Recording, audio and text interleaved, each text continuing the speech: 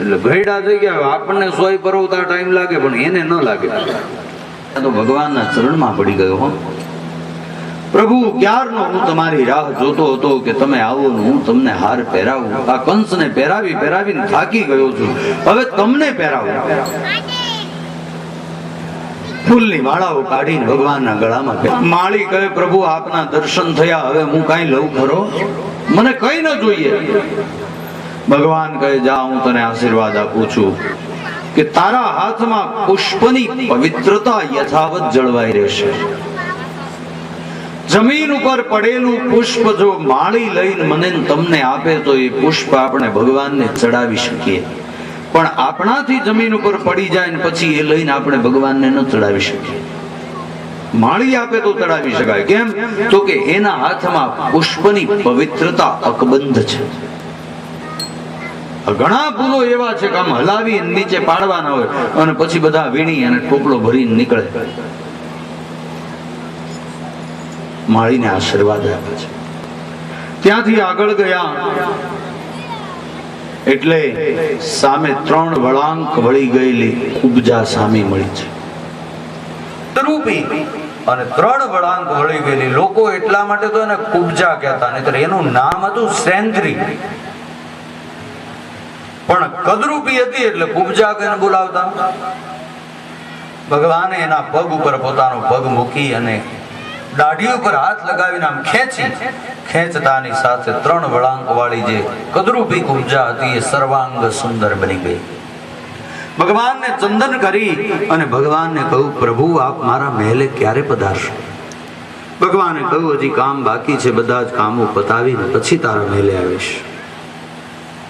ત્યાંથી ભગવાન નીકળ્યા અને થયું, ચાલો જરા યજ્ઞ મંડપની અંદર ધનુર્યજ્ઞ કરવાનો છે, જોતા તો આવીએ ધનુષ્ય કેવું છે. યજ્ઞ મંડપમાં ગયા. મંચ ઉપર ધનુષ્ય પડ્યું હતું, બધું મંડપ તૈયાર થઈ ગયો હતો, બધું. બીજા દિવસે તો ધનુર્યજ્ઞ હતો. મંચ ઉપર ધનુષ મૂકવામાં આવ્યું હતું. આજુબાજુ ચોકીદારો હતા. ભગવાન ગયા છે અંદર. મંચ ઉપર જઈ અને ધનુષ્યને ઉઠાવ્યું. ત્યાં ધનુષ તૂટી ગયું. ચોકીદારો જઈને કંસને ખબર આપ્યા કે જે ગોકુળમાંથી કૃષ્ણ આવ્યો છે એને જે ધનુષ્ય ઉઠાવ્યું ને એનાથી ધનુષ્ય તૂટી ગયું. કંસ સમજી ગયો, બસ આજ મારી બેન દેવકીનો 8મું બાળક.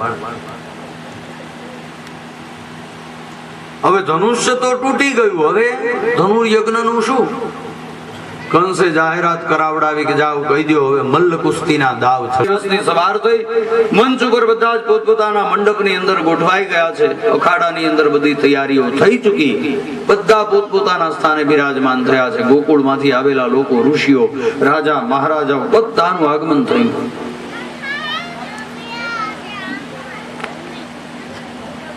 અને હવે ભગવાન અને બલભદ્રજીએ જાણતા હતા કે આ કંસ અમને મારવાના પેતરા કરી રહ્યો છે, એટલે પોતાના શરીર ઉપર માખણ લગાવી અને બલભદ્ર અને કૃષ્ણ નીકળ્યા છે. રસ્તામાં કંસે એક કોલિયાપીડ નામના હાથીને મદિરાનું પાન કરવાનો પ્રહાર કર્યો. કંસનો પ્રાણ હરી લીધો. બોલીએ કૃષ્ણ કનૈયા લગી જય.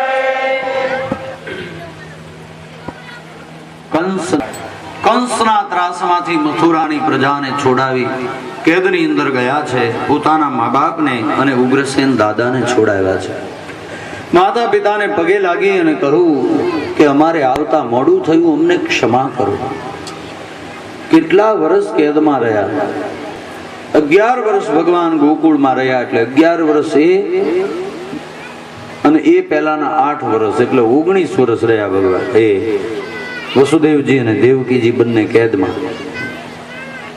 બંનેને છોડાવીને ભગવાને વંદન કર્યા છે. ઉગ્રસેન દાદાને દાદા કહે, કૃષ્ણ અધિકાર પહેલો તારો છે. ભગવાન કહે, નહીં, જો તમે આંચકી લીધી એટલે પહેલો અધિકાર તમારો છે. ઉગ્રસેન દાદા વિચાર કરવા લાગ્યા કે એક મારો દીકરો હતો કે જેણે મારા હાથમાંથી ગાદી આંચકી લીધી, અને એક આ દેવકીનો દીકરો કે જેણે મને ગાદી આપી.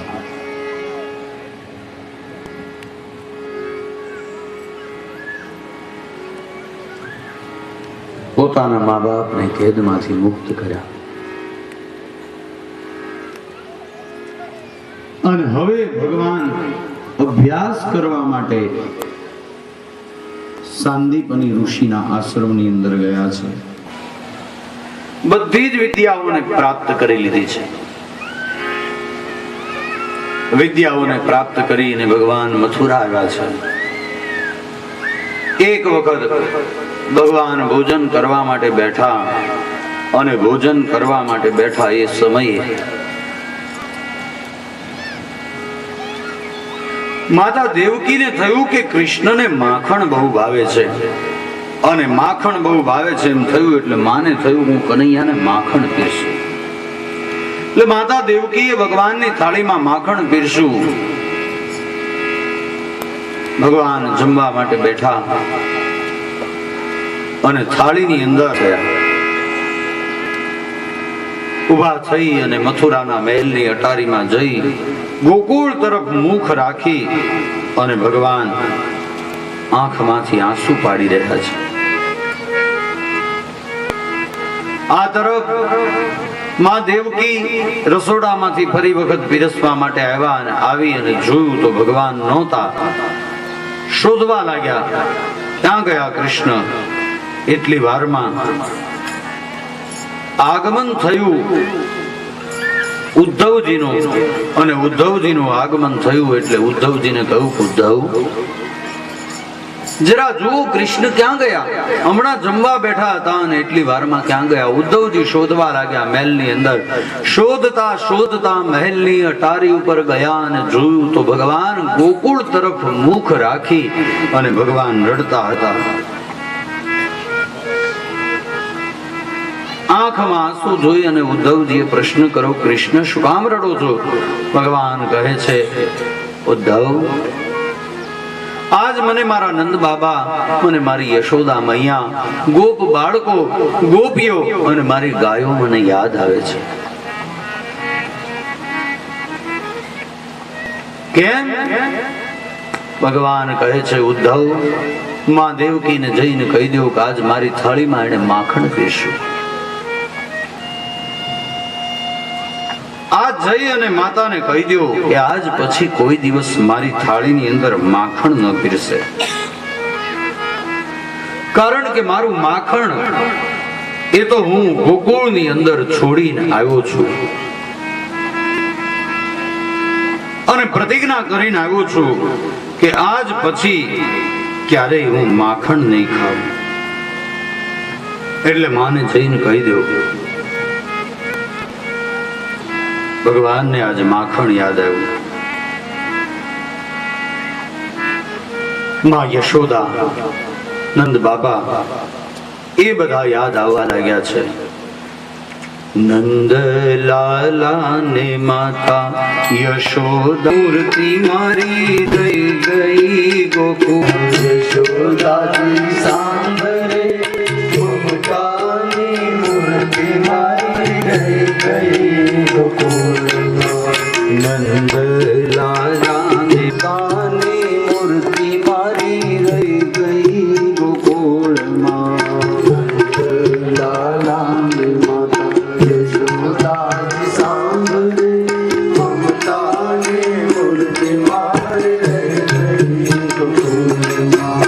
સોના ચાંદીના અહીં મુકુટ મજાના, સોના ચાંદીના મુકુટ મજાના, સોના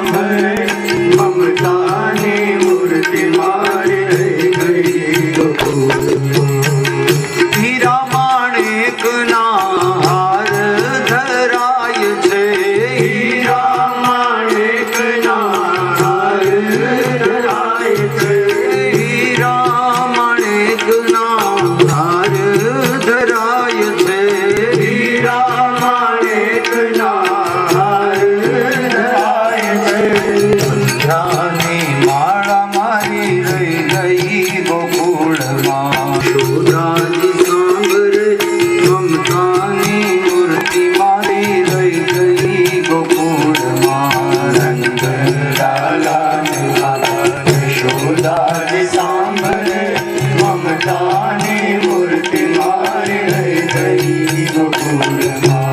छप्पन भोगना थाળ ધરાય છે, छप्पन भोगना थाल धराय है। छप्पन भोगना થાળ ધરાય છે, छप्पन भोगना थाल धराय है। માખણ ને મિશ્રી મારી રહી ગઈ ગોકુળમાં, माखण ने मिश्री मारी रही गई गोकुल माँ। નંદ લાલા ને માતા યશોદાજી સાંભળે, મમતાની મૂર્તિ મારી રહી ગઈ ગોકુળમાં. नंद लाला ने माता यशोदा की सांभळे ममतानी मूर्ति। પટરાણી અહીં મહેલે સોહાય છે, रानी पटरानी यहाँ मेले सुहाय थे। ગોપીઓ ને રાધા મારી રહી ગઈ ગોકુળમાં. गोपियों ने राधा मारी रही गई गोकुल माँ।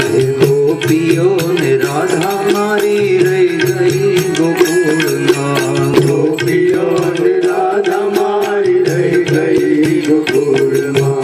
નંદ લાલા ને માતા યશોદાજી સાંભળે, મમતાની મૂર્તિ મારી રહી ગઈ ગોકુળમાં. ममतानी मूर्ति मारी रही गई गोकुल माँ। મમતાની મૂર્તિ મારી રહી ગઈ ગોકુળમાં. ममतानी मूर्ति मारी रही गई गोकुल माँ। माथा पर धर दे भाग दुराना। આખા બીચ ગુરુ દાદીદાર લીખ દે, आँखा बीच गुरु दादीदार लिख दे। मेरे दिल बीच गुरु दा प्यार लिख दे. मेरे दिल बीच वालिए तू हो के दयाल लिख दे, लिखन वालिए तो गुरु दा प्यार लिख दे. मेरे दिल बीच गुरु दा प्यार लिख दे। પંજાબી અને પંજાબી જ્યાં કથા હોય ત્યારે આ ભજન ગાતી વખતે અમારે માથા ઉપર ઓઢવું પડે. माथा बीच लिख दे सेवा गुरांदी। माथा बीच लिख दे सेवा गुरांदी। हाथा बीच लिख दे सेवा गुरांदी. माथा बीच लिख दे सेवा गुरांदी। दिल बीच दिल वरदा प्यार लिख दे, दिल बीच दिल भरदा प्यार लिख दे। मेरे दिल बीच गुरु दा प्यार लिख दे. मेरे दिल बीच गुरु दा प्यार। एक शिष्य विधाता को कहता है, हे विधाता, मेरे भाग्य में यदि तुम्हें लिखना हो तो लिखन वाली तो हो के दयाल लिख दे. मेरे भाग्य में लिख दे, मेरे दिल विच गुरुदा प्यार लिख दे. मारा हृदय ની અંદર હું મારા ગુરુને પ્યાર કરું એટલું લખી દઉં. માથા ઉપર ધર દે હાથ પુરાણ, મારા ગુરુનો મારા માથા ઉપર હાથ. અને આખા બીચ ગુરુદાસ દીદાર તમારી આંખોથી મારા ગુરુજીનું દર્શન કર્યા કરું. હાથામાં મારા ગુરુજીનો પ્રેમ લખી દે. અને છેલ્લી લાઈન લખી છે, વિધિને કહી દીધું શિષ્યએ, એક ના लिखी मेरा गुरुदा बिछोड़ा, एक ना लिखी मेरा गुरुदा बिछोड़ा।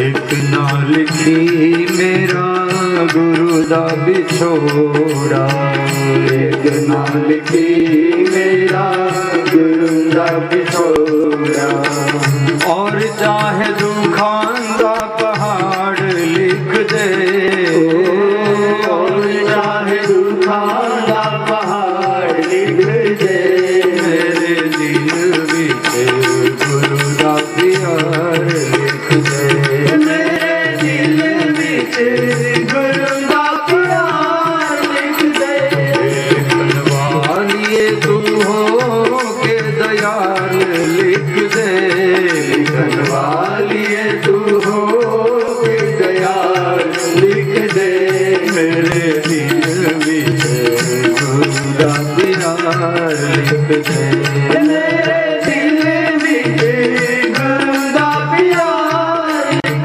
दे मेरे दिल विच गुरु दा प्यार लिख दे मेरे दिल विच गुरु दा प्यार लिख दे मेरे दिल विच गुरु दा प्यार लिख दे मेरे दिल विच गुरु दा प्यार लिख दे મૂળદાસ બાપુને થયું કે લાવ જરા મળી આવ તો ખરો પણ થી ભલે થોડી નાખી પણ મળવા શું પડશે આવ્યા છે રાજા દરબાર ભરીને બેઠા છે પેલા તાજા બનેલા ગુરુ એ ગુરુ પણ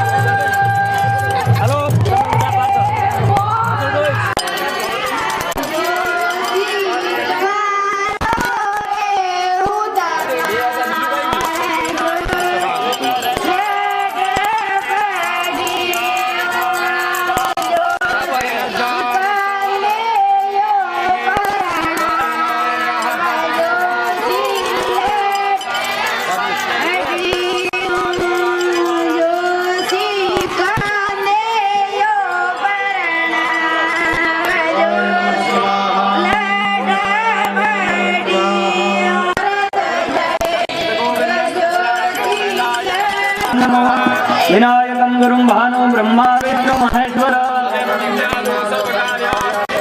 બંને અંદર બંને જણાએ બોલી દેવાનું સર્વ કાર્ય અર્થ સિદ્ધયે સર્વ કાર્યાર્થ સિદ્ધયે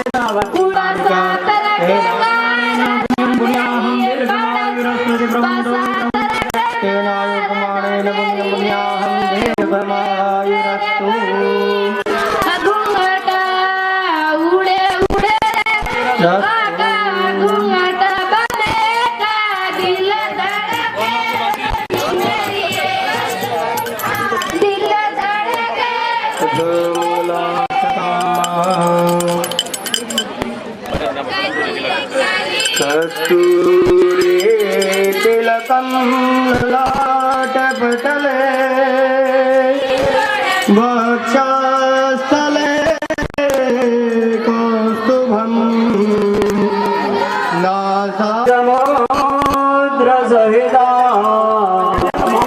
कुर्यात् सावधान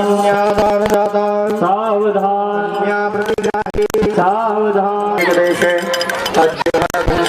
ग्राम क्षेत्रे ओम मासे पुण्यपवित्र चैत्र मासे शुद्धे शुक्लपक्षे मंगलम मंगलम पुंडरीकाक्षो मंगलायस्तनो हरे शुभलग्नं क्षेमं कल्याणमारोग्यं ऐश्वर्यं निर्विघ्नेन છે કે મરીશ પણ એની પાછળ કોઈ મરતું નથી. એ બળતી જોઈ આગ ને એની આગને કોઈ અડતું નથી. અરે આગ તો શું પણ પછી વધેલી રાખને પણ કોઈ અડતું નથી. આગ તો શું પણ પછી જે વધેલી રાખ છે એને પણ કોઈ અડતું નથી. મરનારની ચિતા ઉપર ચાહનાર કોઈ ચડતો નથી.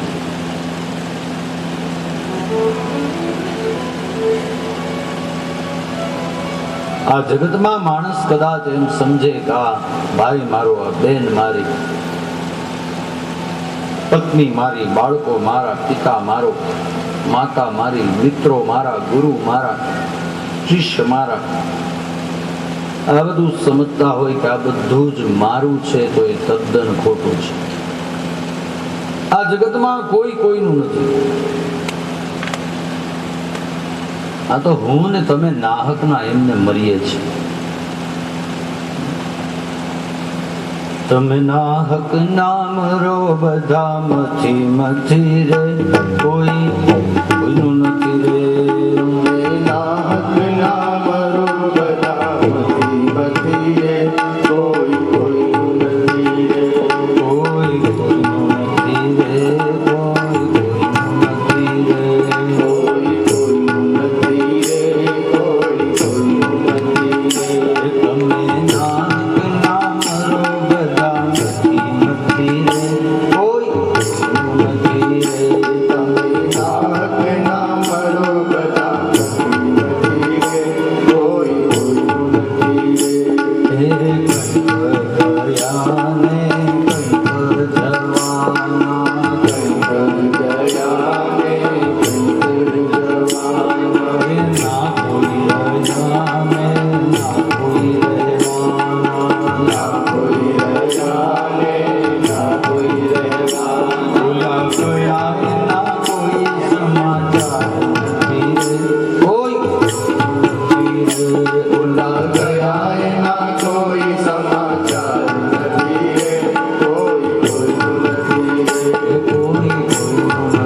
रे કોઈ કોઈનું નથી રે કોઈ કોઈનું નથી રે. कोई कोई नहीं रे कोई कोई नहीं रे કે તમે નાહક નામ રો બધા મથી રે કોઈ કોઈનું નથી રે.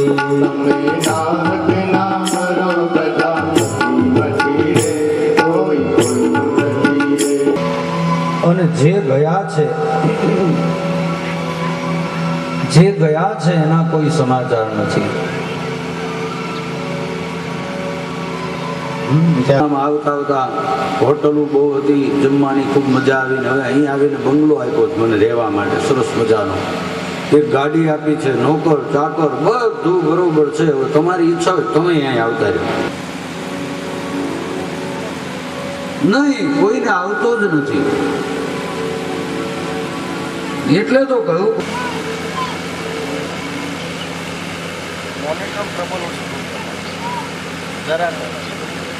ગયા એના કોઈ સમાચાર નથી રહ્યા. મરનારની ચિતા ઉપર ચાહનાર કોઈ ચડતું નથી. કહે છે કે મરીશ પણ પાછળ કોઈ મળતું નથી. બળતી જોઈ આગને કોઈ અડતું નથી, પછી વધેલી રાખને પણ કોઈ અડતું નથી. પણ લગભગ હું ન ભૂલતો તો 4 વર્ષ 5 વર્ષ પહેલાની વાત છે. બની ગયેલી ઘટના છે. એ વખતે હું 4 ધામ યાત્રા લઈને ગયેલો. ગંગોત્રી, યમનોત્રી, બદ્રી અને ગુજરાતી.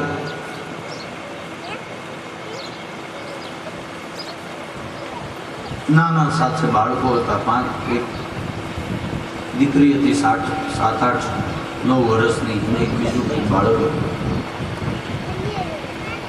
લઈને આવેલા. હવે ઘોડા કરે એમાં એ પરિવાર વાળા એક છોકરી એની જે 7, 8 વર્ષની હતી એના માટે ઘોડો કરે, અને ઘોડો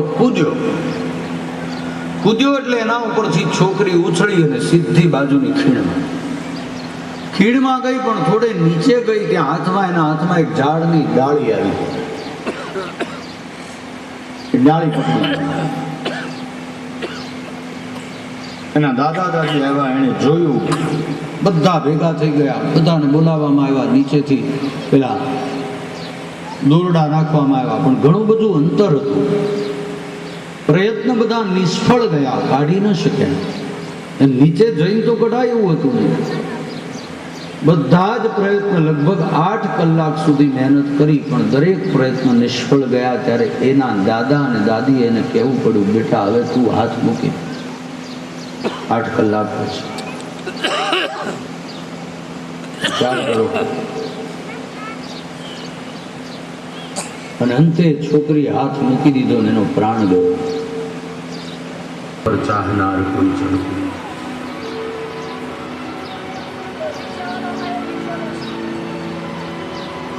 એક જગ્યાએ આવી રીતે કથા ચાલે, અને એ કથાની અંદર રોજ વ્યાસજી કથા કરે ને આવી રીતે બધા આવીને બેસે. એમાં એક બાળક 10 થી 12 વર્ષનું બાળક બરોબર ધ્યાનથી કથા સાંભળે અને 11:30 વાગે જતો રહ્યો. કથા 12 વાગે પૂરી થાય.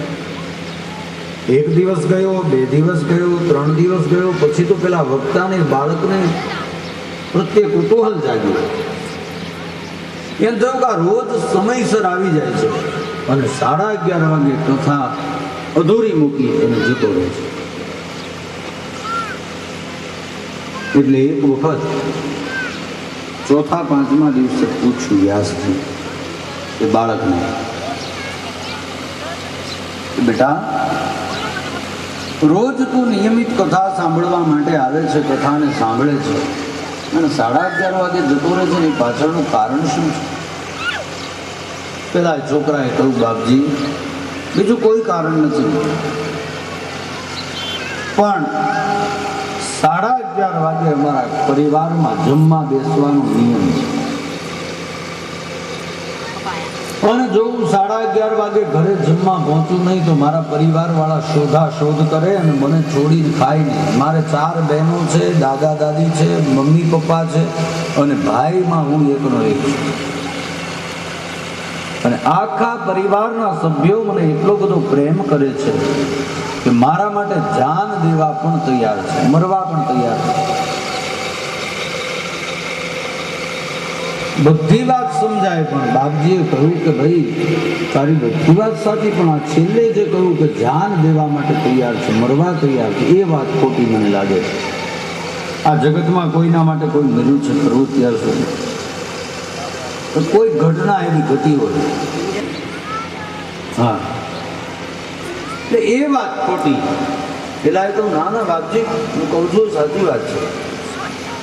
બાપજીએ કહ્યું ઠીક છે, તો આજે આપણે અખતરો. પેલા કહ્યું ઠીક છે, આજે પણ અખતરો. તમે કે ભગવાન સિવાય કોઈ પણ અન્યત્ર સ્થળે જો પોતાનું મન લગાવવામાં આવે તો ત્યાંથી દુઃખ સિવાય બીજું કંઈ પ્રાપ્ત નહીં થાય. કેવળ ભગવાનમાં મન લગાવો, ઈશ્વરની અંદર. આજ હાથીની એક સૂંઢ બહાર છે અને હાથી સૂંઢથી એક કમળને ઉઠાવ્યું, કમળને કાઢી અને ભગવાનની પ્રાર્થના કરે છે, ભગવાનની વંદના કરે છે, સ્તુતિ કરે છે. હે ગોવિંદ હે ગોપાલ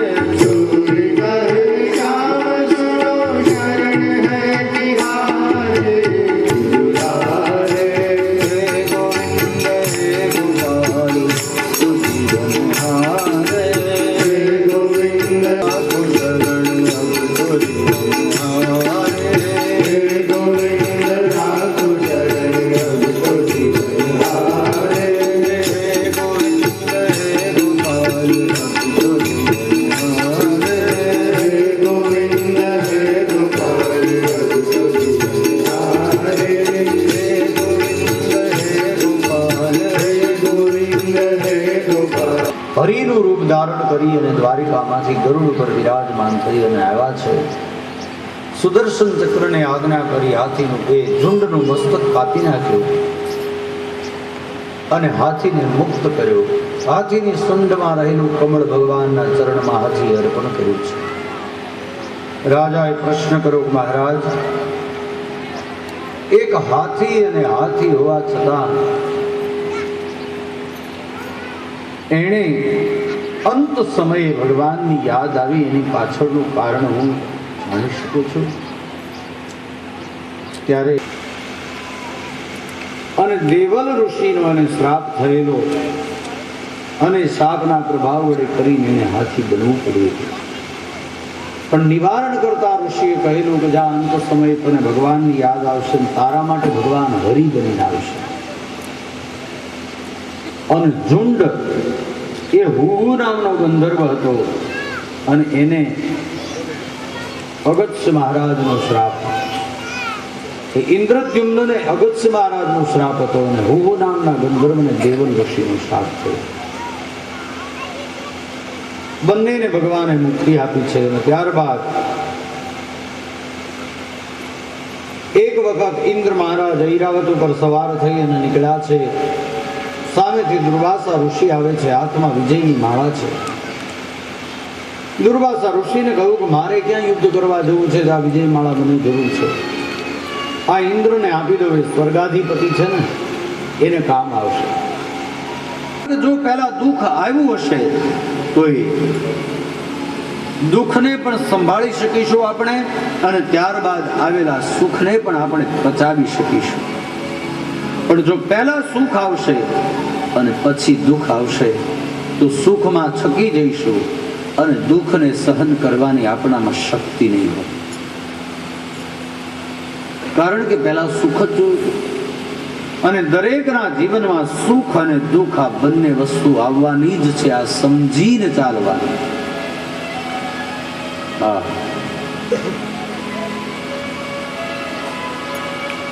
કારણ કે જેમ એક સિક્કાની બે બાજુ હોય એમ મારા અને તમારા જીવનના આ બે પહેલું છે, સુખ અને દુઃખ.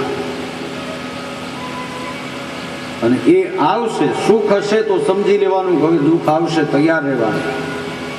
અને દુઃખ હોય તો સમજવાનું હવે સુખ આવશે જ. કારણ કે રાત્રિ હોય તો સૂર્યોદય થવાનો જ છે, અને દિવસ હોય તો રાત્રિ થવાની જ છે. એમાં કોઈ શંકાને સ્થાન નથી. એટલે સુખ અને દુઃખ બંને આવવાના. માણસનો એક દસકો હોય, ભગવાને એને એક તક આપે, એક દસકો આપે. આપણે કહીએ ને દસકો, એક દસકો આપે. દસકાની અંદર એવો સુખી કરે, પણ જો એ સુખ આવ્યા પછી છકી જાય ને તો દસકામાં એનું બધું ખતમ થઈ જાય. પણ જો એ સુખને સંભાળી શકે, એ દસકાને સંભાળી શકે, તો ભગવાન એ દસકામાં એક્સટેન્શન આપે છે. 10 વર્ષ બીજા વધારી દે કે જા, તે સારા કાર્યો કર્યા છે, તને ધન મળ્યું તો તે સન્માર્ગે વાપર્યું છે, જા તને બીજો દસકો આપું છું. જો વાપર્યું નહીં હોય, ભેગું કર્યું હશે, બીજાને દુઃખ આપવાના પ્રયત્નો કર્યા હશે, તો એ 10 વર્ષનો દસકો ખેંચી લેશે, પછી દસકો નહીં આવે. કારણ કે તક છે એ તો એક જ વખત મળે છે, પછી નથી મળે. પછી એને ટકાવી રાખવું કે એને બગાડી નાખવું એ આપણા જ.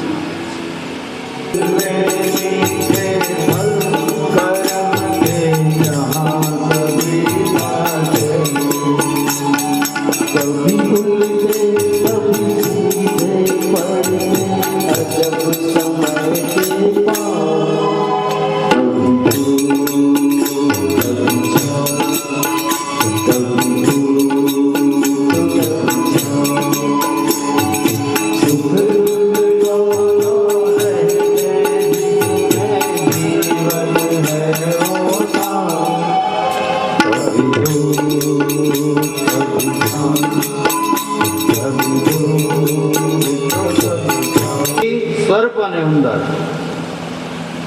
ઉંદર કાપે કરંડિયો અને સાપ ઉંદરને ખાય. ઉંદર કાપે કરંડિયો અને સાપ ઉંદરને ખાય. ઉદ્યમ કરતા અવળું પડે તો ધાર્યું ધણીનું થાય.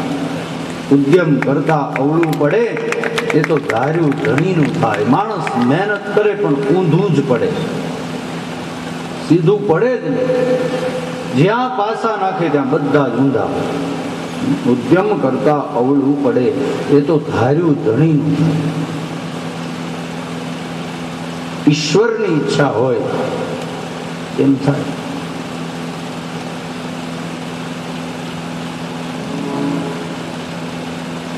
એક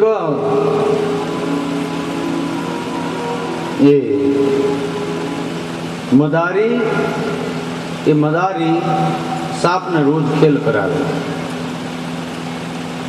અને પછી ગરંડિયામાં પૂરી રાખે, ખાવાનું કઈ આપે નહીં.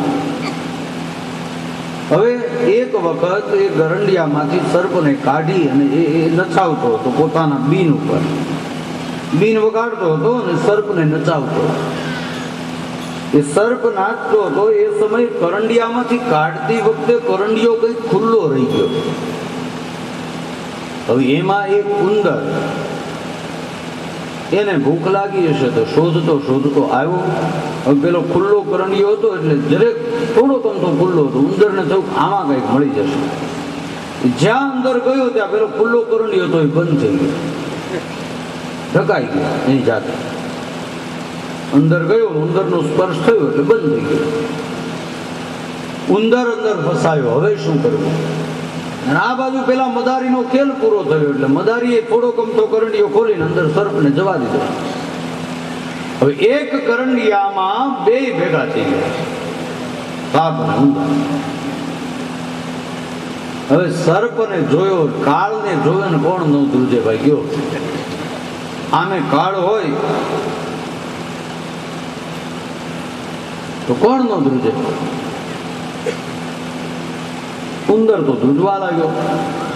સર્પે એને જોયો એટલે સર્પે કહ્યું, ઓ ઉંદર મામા કેમ છો? ઉંદર મામાને પૂછ્યું કેમ છો? એટલે ઉંદરે કહ્યું કે ભાઈ તું સામે હો તો મજા ક્યાંથી હોય? કાળને જુએ પછી મજા કોઈને હોય? આ કરંડિયો ભીનો થઈ ગયો જોતો નથી. સર્પ કહે કે ચિંતા નહીં કરો, ખોટા ભયભીત છો, તમે ડરો નહીં, હું તમને મારીશ નહીં. થોડીક રાહત થઈ પણ તોય કાળ છે ને ભાઈ સામે. સર્પએ કહ્યું કે અમે સર્પોએ બધાએ ભેગા થઈ અને એક મીટિંગ બોલાવી. જંતુઓને ખાવા પણ ઉંદેડાને તો ખાવા જ નહીં, ઉંદર નહીં ખાવા, બીજા જંતુઓને ખાવાની છૂટ. દેડકો ખાવાનું, બીજું બધું ખાવાનું, ઉંદર નહીં ખાવાનું. ગણપતિ ભગવાનનું વાહન છે, આપણે શંકર ભગવાનના ગળામાં રહેવું. શંકર ભગવાન ગણપતિ ભગવાનના પિતા થાય, આપણે એમના ગળામાં. આ ગણપતિ બે ને બાપ દીકરાને તકલીફ થાય એવું નહીં કરવાનું. એટલે ઉંદર નહીં ખાવાનું, આવું નક્કી કર્યું. ઉંદરમામાં ચિંતા નહીં કરો, તમે બિલકુલ ધ્રુજોમાં શાંત થઈ જાઓ. ઉંદરને હૈયામાં થોડીક ટાઢક વળી ગઈ, પણ તોય ભાઈ ભીકી તો ભીક જ છે. પછી બંને વાતો વળગ્યા. વાતો કરતા કરતા સર્પએ કહ્યું ઉંદરને કે ભાઈ જો આ મદારીએ મને કીધું નું આમાં પૂર્યો છે, ક્યારનું હું આમાં છું, અને બહાર કાઢે તો એ મને નચાવીને પાછો અંદર પૂરી દે છે, ખાવાનું દેતો નથી.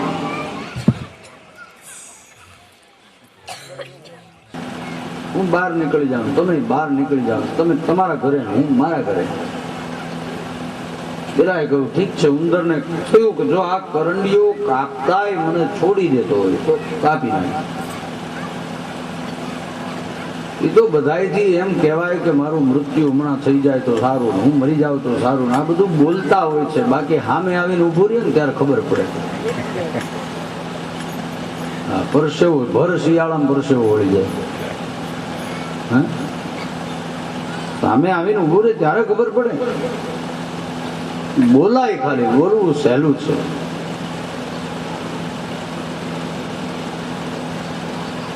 તો ઉંદર એને પોતાનું કામ શરૂ કર્યું કાપવાનું.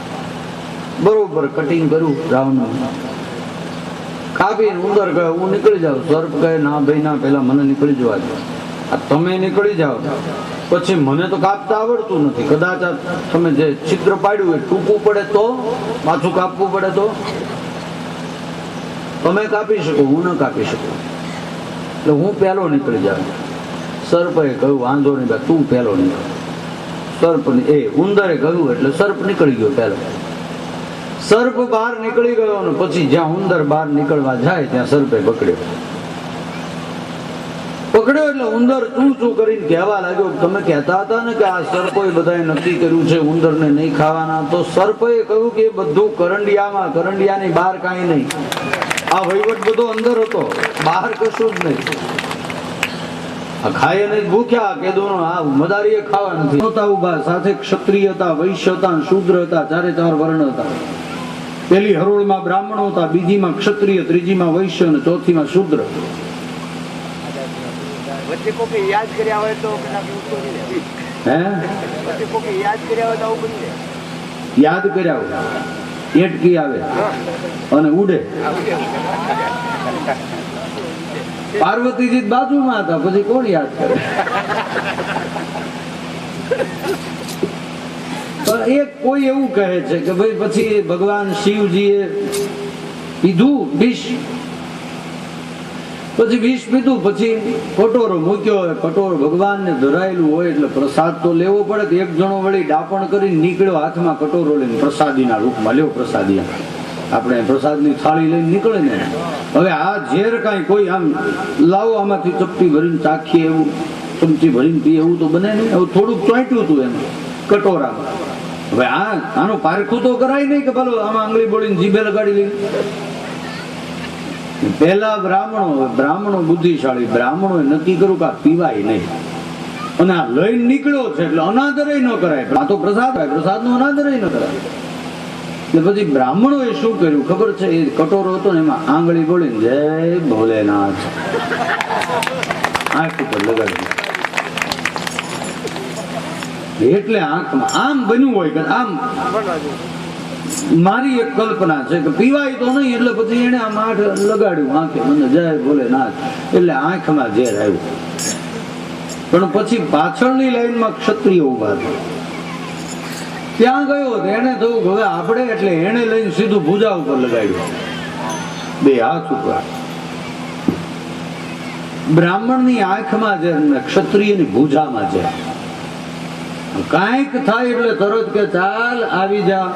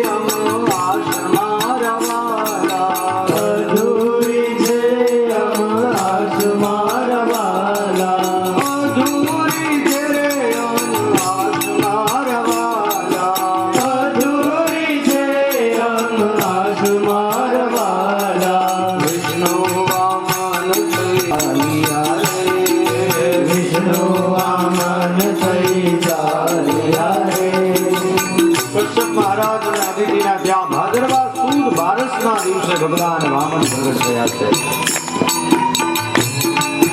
વામનના રૂપમાં પ્રગટ થયા અને ભગવાન પોતાની માતા અદિતિને કહે છે, માં હવે હું જાઉં છું.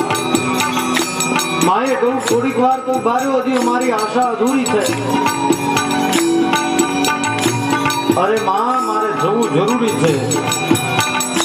માં કહે છે કે ક્યાં જશો? વામનના રૂપમાં ભગવાન કહે છે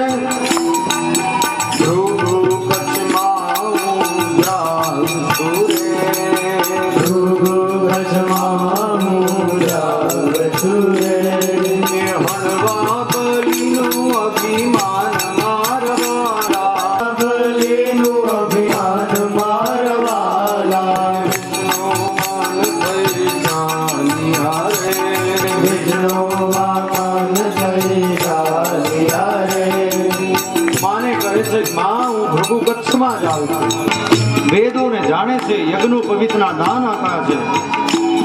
ઇન્દ્ર આકાશમાંથી એનું દર્શન કરી રહ્યા છે. શિવજી વૈરાગ્ય આપે સવાર પહેરાવ્યું અને માં અદિતિ એને પકવાન પીરસે છે. ભગવાન કહે છે હવે જવા દો. માં અદિતિએ વિદાય આપી. ભગવાન નીકળ્યા છે ચાલતા ચાલતા ભૃગુકચ્છની અંદર. બલિ રાજાનો જ્યાં યજ્ઞ થતો હતો, 100મો વિશ્વદીપ યજ્ઞ, એના મંડપના દ્વાર ઉપર આવ્યા છે.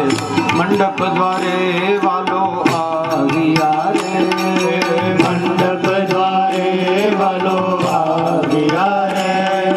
શુક્ર કરે દાર મારા વાલા, શુક્ર કરે છે વિચાર મારા વાલા. વિષ્ણુ વામન થઈ ચાલ્યા રે, વિષ્ણુ વામન થઈ ચાલ્યા રે.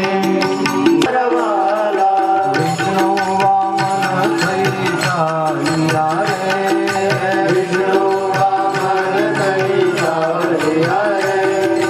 મટાડવાન બીજો ઇન્દ્ર મારવાલા, મટાડવાન બીજો ઇન્દ્ર મારવાલા. વિષ્ણુ વામન થઈ ચાલ્યા રે, વિષ્ણુ વામન થઈ ચાલ્યા રે. મંડપના દ્વારે આવીને જ્યાં ભગવાન ઉભા રહ્યા અને શુક્રાચાર્યજીએ જોયું, આહા આટલું દિવ્ય. કોણ? આંખ બંધ કરી અને જોયું તો ખબર પડી કે આ કોઈ સામાન્ય બાળક નહીં, બલકી સ્વયં વામન ભગવાન છે. એ વિષ્ણુ ભગવાન વામનનું રૂપ લઈને આવ્યા. ઉભો કર્યો, યજ્ઞ કરતો હતો ત્યાં ઉભો કરી અને ખૂણા ગયા અને ખૂણામાં લઈ જઈ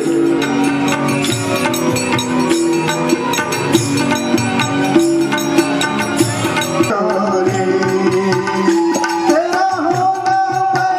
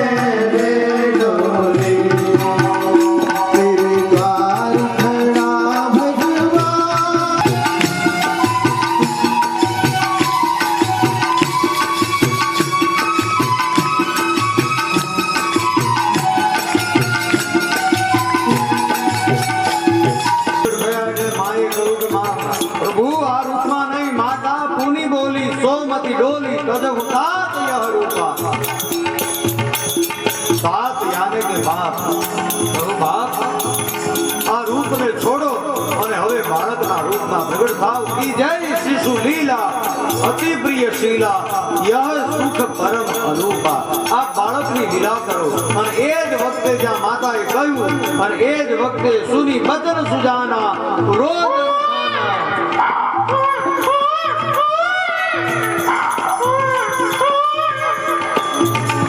સુની બચન સુજાના રોજ રખાના હોય બાલક સુર રૂપા એ જ ક્ષણે ભગવાન બાળકના રૂપમાં આવી અને જોર જોરથી રડવા લાગ્યા દાસી આવી અને જોયું માં કૌશલ્યાની ગોદમાં સુંદર મજાના બાળકને જોઈ અને દોઢ કાઢી અને દશરથ મહારાજને સમાચાર આપ્યા ખુશખુશાલ થઈ અને સોના મોહરો આપી છે દાસીને એટલી વારમાં તો કઈ મહારાણીના મહેલમાંથી દાસી આવી એને સમાચાર આપ્યા કઈ મહારાણીને ત્યાં એક લાલો ભયો એ દશરથ મહારાજે પોતાના ગળામાં રહેલી માળાઓ આપી દીધી એટલી વારમાં તો સુમિત્રાના મહેલમાંથી એક દાસી આવીને કહ્યું કે સુમિત્રા મહારાણીને ત્યાં એક નહીં પણ બે લાલા ભયા અને દશરથ મહારાજના આનંદનો પાર નથી આખી અયોધ્યાને બોલાવી છે અયોધ્યાને બોલાવી રાજમહેલની અંદર અવધવાસીઓ એકત્રિત થયા એકત્રિત થઈ અને બધા એક સાથે રાજમહેલની અંદર ઉત્સવ મનાવવા લાગ્યા અને જોર જોરથી બોલવા લાગ્યા अवध में आनंद भयो जय हो राम लाल की અવધ મેં આનંદ ભયો જય હો રામ લાલ કી अवध में आनंद भयो जय हो राम लाल की અવધ મેં આનંદ ભયો જય હો રામ લાલ કી जय हो राम लाल की जय हो भरत लाल की જય હો રામ લાલ કી જય હો ભરત લાલ કી જય હો ભરત લાલ કી अवध में आनंद भयो जय हो राम लाल की અવધ મેં આનંદ ભયો જય હો રામ લાલ કી अवध में आनंद भयो जय हो राम लाल की અવધ મેં આનંદ ભયો જય હો રામ લાલ કી जय हो राम लाल બોલો બધા. जय हो लखन लाल की જય હો રામ લાલ કી જય હો લખન લાલ કી जय हो राम लाल की जय हो लखन लाल की જય હો રામ લાલ કી જય હો લખન લાલ કી अवध में आनंद भयो जय हो राम लाल की અવધ મેં આનંદ ભયો જય હો રામ કી अवध में आनंद भयो અવધ મેં આનંદ ભયો જય હો રામ લાલ કી अवध में आनंद भयो जय हो राम लाल की અવધ મેં આનંદ ભયો જય હો રામ લાલ કી जय हो राम लाल की जय हो भरत लाल की જય હો રામ લાલ કી જય હો ભરત લાલ કી अवध में राम लाल की અવધ મેં આનંદ ભયો જય હો રામ લાલ કી अवध में आनंद भयो લાલ કી જય શત્રુઘ્ન લાલ કી अवध में आनंद भयो जय हो राम लाल की અવધ મેં આનંદ ભયો જય હો રામ લાલ કી अवध में आनंद भयो जय हो राम लाल की અવધ મેં આનંદ ભયો જય હો રામ લાલ કી अवध में आनंद भयो जय हो राम लाल की અવધ મેં આનંદ ભયો જય હો રામ લાલ કી अवध में आनंद भयो जय हो राम लाल की અવધ મેં આનંદ ભયો લક્ષ્મી નારાયણ દેવ अपने अपने माधव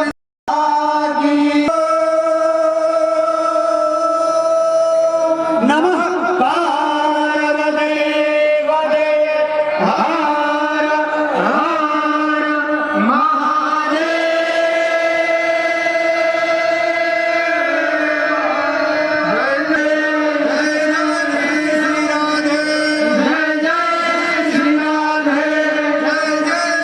શ્રી રાધે શ્રી રાધે બોલીએ વૃંદાવન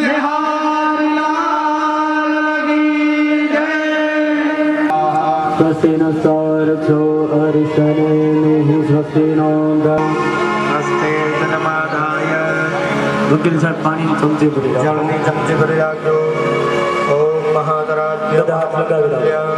હાથ લગાવી રાખો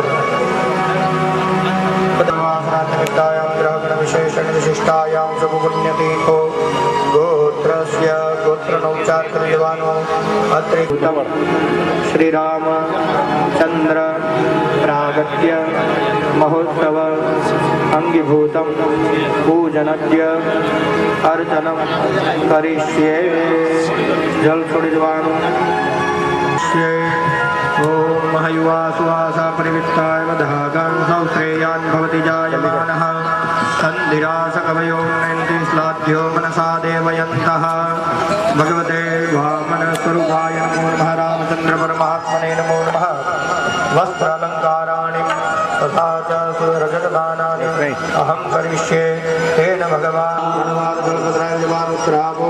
समर्पयामि हस्तमुखप्रक्षालनं समर्पयामि मुखाम्बुजं